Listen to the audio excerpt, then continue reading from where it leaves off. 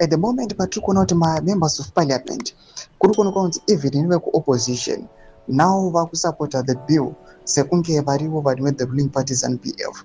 Panguva inoi zvobuda pachena according kune marumors kuti these guys most of them they were bribed. Pane zvavakapromisiwa, vamwe kune zvavakapiwa kuti vasupport the bill.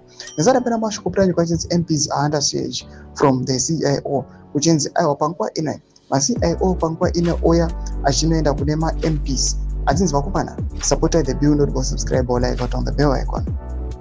According to Lynn Eman of the Pascoro News, MPs are under siege from the CIO.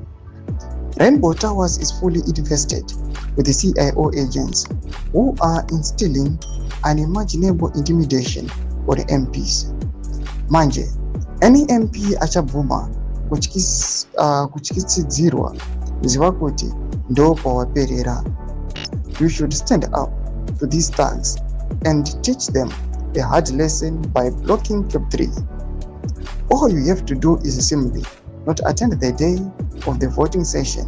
If you like, attend ishauri yako akubaira zano ndewako ndo masvika anobuda nyuka panguva ino achinzi aiwa these MPs vari panguva yakaoma noda kuti vanhu vari kutamba navo panguva inoi zvigananda.